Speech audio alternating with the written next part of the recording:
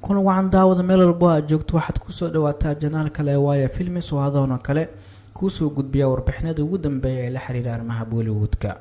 warbixintana maanta waxaan kusoo qaadanaynaa jilayaasha Bollywoodka hadda ka howlgala iyo inta aysan soo gelin film jelista shaqooyinka ka hor ay qaban jireen oo aad la yaabi doonto qaarkood.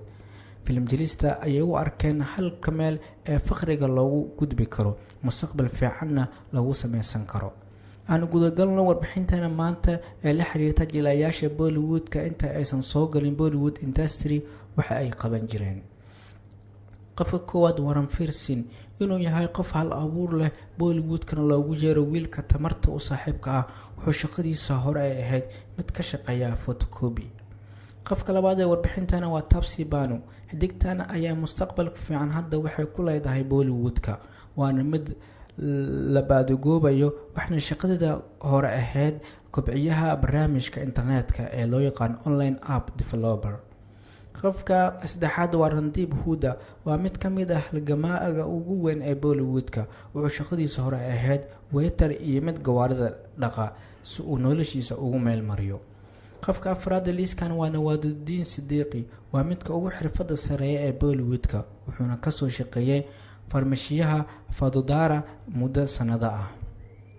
qofka shanaad liiskan waa Shah Rukh Khan wuxuu safarkiisa ka soo bilaabay sida qof caadi ah laakiin wuxuu noqday mid Bollywoodka hoggaan u noqda inta uusan soo galin film jelista wuxuu Delhi ka ahaa mid ka shaqeeya goobaha xafladaha ama sameeya.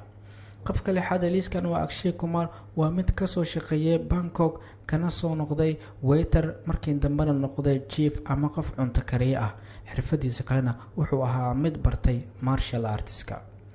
qofka toddobaad liiskan waa John Abraham wuxuu xirfadiisa ka soo bilaabay modelka ku darso waana mid ka mid ah xidigaha ugu aqoonta badan ee Bollywoodka.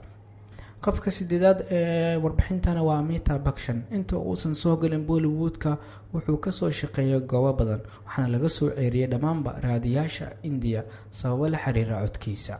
qofka sagaalaad ee warbixintana waa Arshad Warsi wuxuu ahaa qof dukaanka kale ku dhagan u tagi jir inuu wax lagaga iibsado wuxuuna kaloo ka soo shaqeeyay kuwa jilayaasha gadaashooda ka dheela. qofka ugu dambeeya waa Boman Irani wuxuu ahaa mid hagaajiya qolalka iyo mid waiter ka ahaa Mumbai waana mid ka mid ah xidigada ugu fiican ee Bollywoodka.